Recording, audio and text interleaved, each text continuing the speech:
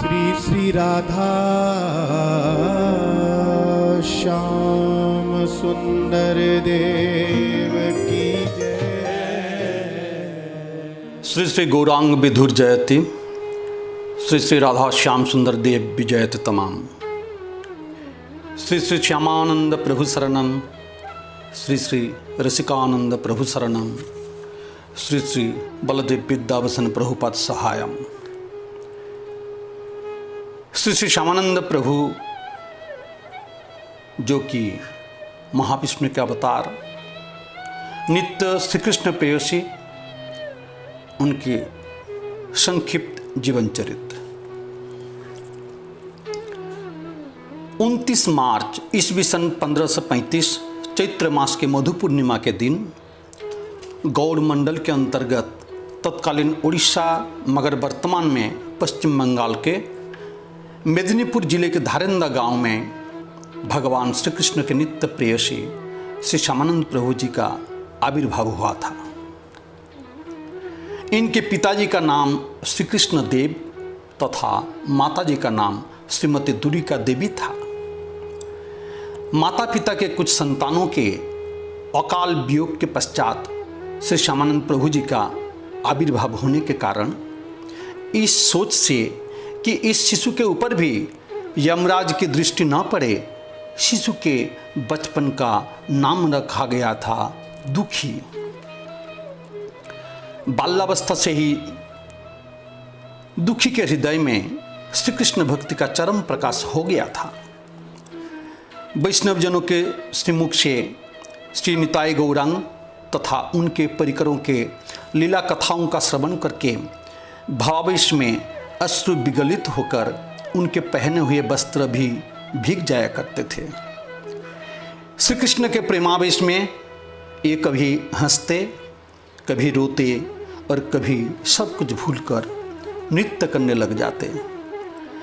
18 वर्ष गृह में बिताने के पश्चात अपना स्वरूप जागृत होने पर ये अत्यंत बेचैन हो उठे एवं श्री गुरुदेव के चरणों का आश्रय लेने के लिए स्वर्ग से भी श्रेष्ठ तथा धन जन से परिपूर्ण अपना घर त्याग कर ईस्वी सन 1553 में फाल्गुन मास की एक कोहरे से परिपूर्ण रात को सभी के अज्ञात में श्रीपाठ अंबिका के लिए प्रस्थान किए।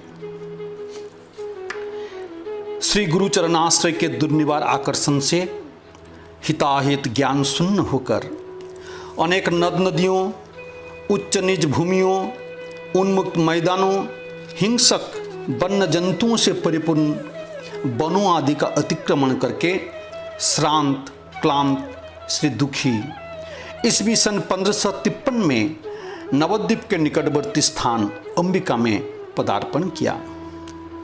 यहाँ पर इन्होंने श्रील गौरीदास पंडित जो कि ब्रजलीला के श्री सुबल सखा थे, उनके प्रिय शिष्य श्रील हृदय चैतन्य अधिकारी ठाकुर जी से ईस्वी सन 1554 की फाल्गुनी पूर्णिमा के दिन श्री कृष्ण मंत्र की दीक्षा ग्रहण की। दीक्षा ग्रहण करने के उपरांत श्री गुरुजी ने इनका नाम श्री दुखी कृष्णदास रखा।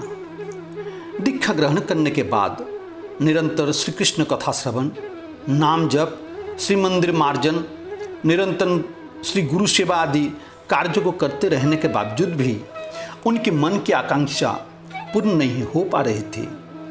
इसलिए श्री गुरुदेव की आज्ञा से ईस्वी सन 1554 में श्री दुखी कृष्णदास भारतवर्ष के सारे तीर्थों की यात्रा करने के लिए अंबिका से निकल पड़े। भारतवर्ष के श्रीधाम वृंदावन आदि सभी धामों एवं तीर्थों का पर्यटन करते हुए वे ईस्वी सन 1562 में अपने जन्मभूमि धारेंदा में वापस आ गए। उस समय माता पिता का अभिलाष पूर्ण करने हेतु श्री दुखी श्रीमती गौरांग देवी का पाणिग्रहण किया था, परंतु श्री ब्रजधाम के लिए दुर्निवार आकर्षण के कारण वे घर पर अधिक दिन टिक नहीं सके। अंबिका में श्री गुरुदेव जी के चरण दर्शन करके ईस्वी सन 1566 में अपने अभीष्ट श्री ब्रजधाम में दोबारा आ गए। श्री वृंदावन अति मनोहर वन प्रदेशों, नव नव कल्प वृक्षों और विविध रत्नों से निर्मित भूमि आदि के द्वारा सुशोभित है। ऐसा प्रतीत होता है जैसे उस दिव्य वन प्रदेश के सर्वत्र श्री राधा श्याम सुंदर जी के प्रेम रस की वर्षा हो रही हो। ऐसे से वृंदावन धाम का दर्शन करके श्री दुखी कृष्णदास से वृंदावन धाम की भूमि को बारंबार प्रणाम करने लगे। आनंद वृंद परितुंदिल मिंदिराया आनंद वृंद परिनंदित नंद पुत्रम गोविंद सुंदर बोधु परिनंदितं तद वृंदावनं मधुर मूर्तमहं नमामि।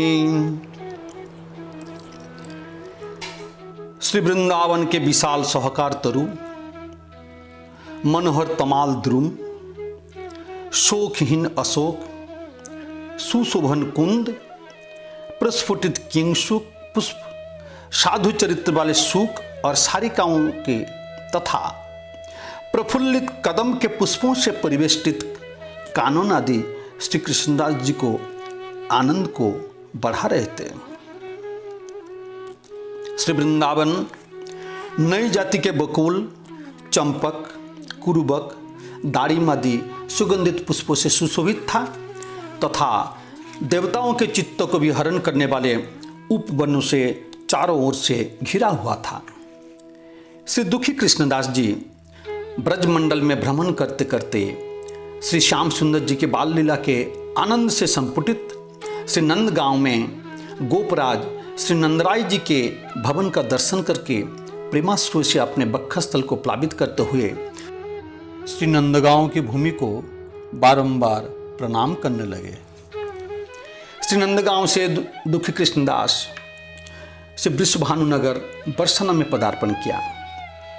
सच्चरित्र साधुओं के साथ श्री वृषभानु भवन और उसमें श्रीमती राधारानी जी की अलौकिक निवास स्थान का दर्शन करके उन्होंने अपने अभिलषित परमानंद को प्राप्त किया।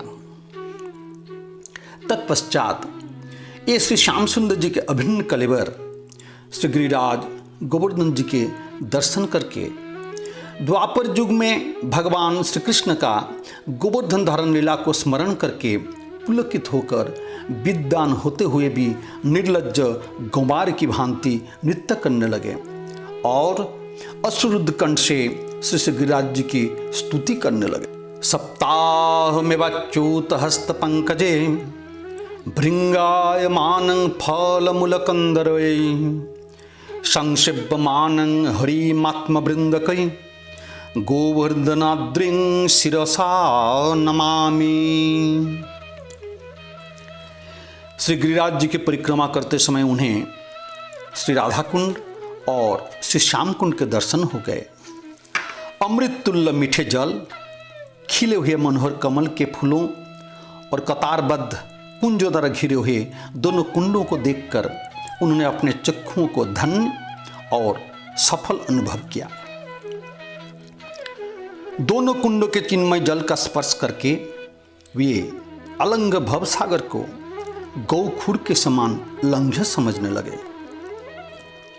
भक्ति सहित कुंडद्वय को प्रणाम करके प्रेम रस से सिक्त चित्त से हाथ जोड़कर वे श्लोकों का पाठ करने लगे। श्री श्याम कुंड के लिए श्री कृष्ण कुंड यमदंड विखंड सौंड मांग मंडयाद निज चंड प्रताप वृंदय वै पाप राशि परताप कूलं विधुव श्री कृष्ण चंद्र पौध सेवन भाजनं श्याम। तथा श्री राधा कुंड के लिए दुरान्यशम्य महिमान्मतीव रम्यं गांधर्वीका सरस दीन जनाश्रयं तम प्राप्तस्मि ते सौविध मंत्र यथा तनुत्यं कारुण्यमीश जुगलं मयि सत्कृपं स्यात्।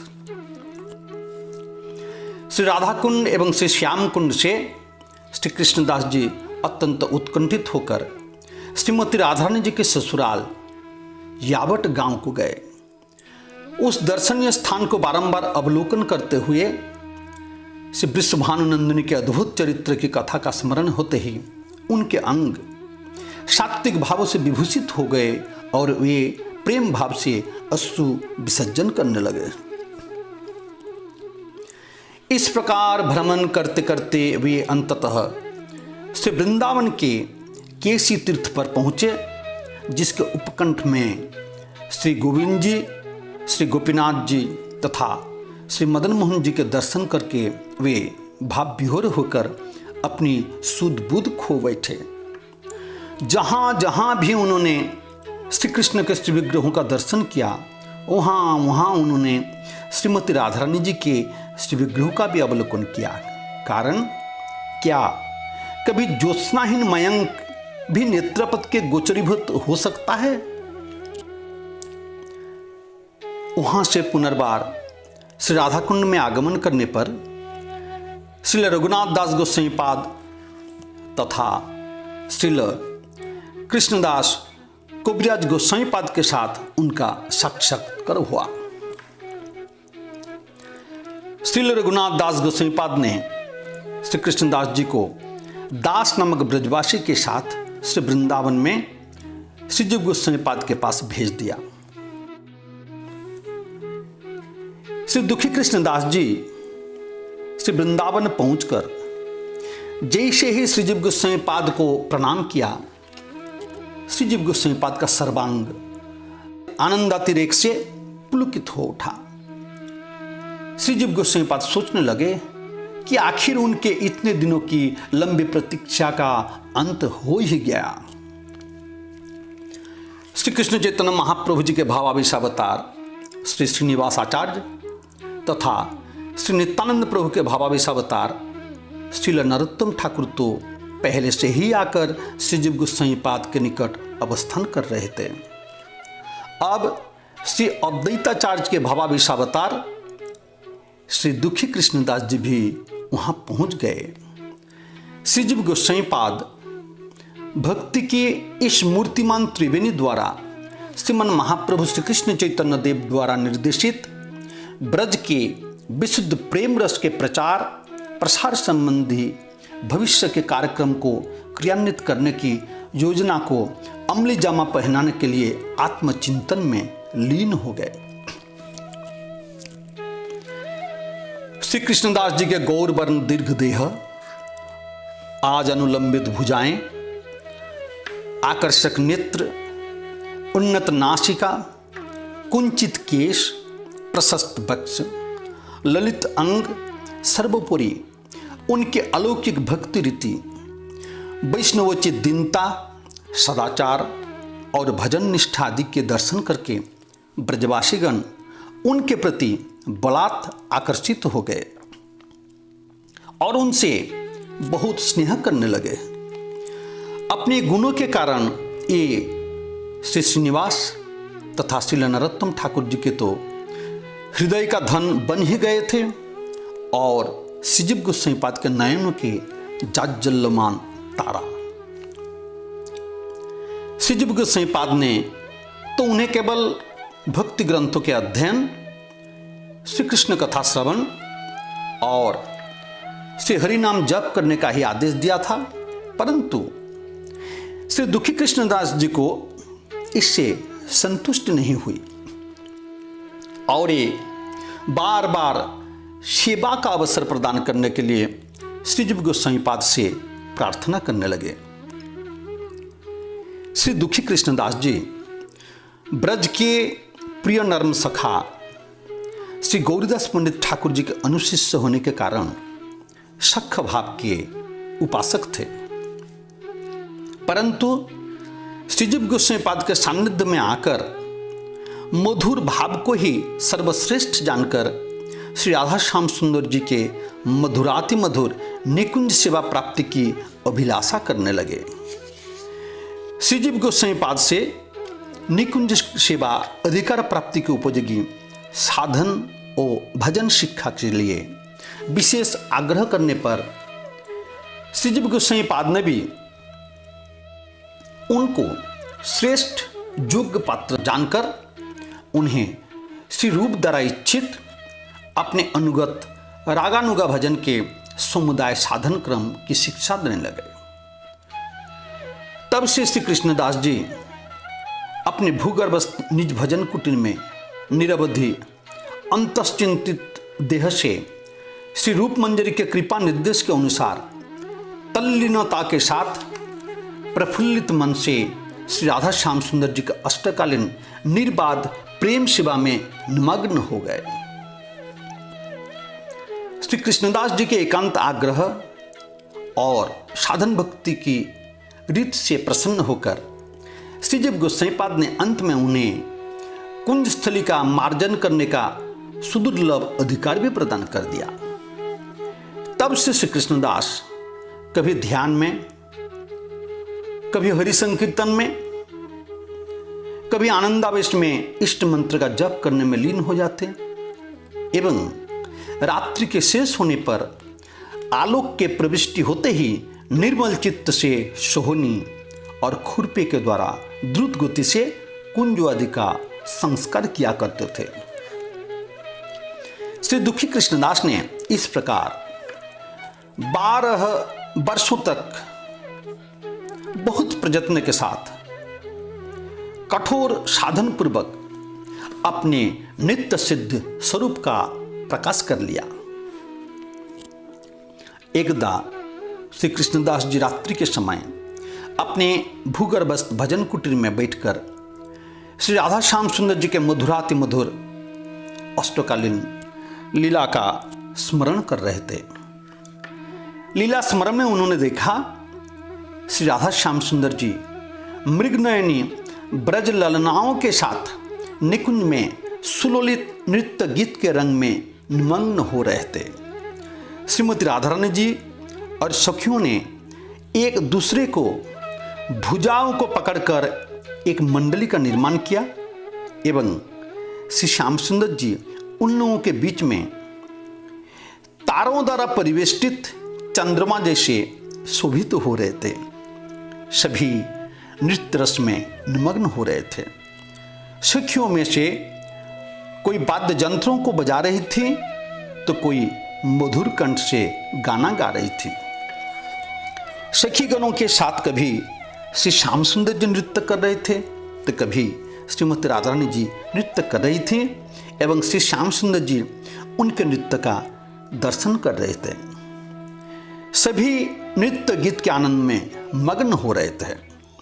ऐसे समय पर श्री श्याम सुंदर जी को और अधिक आनंद एवं उल्लास प्रदान करने के लिए श्रीमती राधा रानी जी ने सुललित छंद से अत्यंत मनाकर्षणकारी एवं मधुमय दिव्य नृत्य प्रारंभ किया।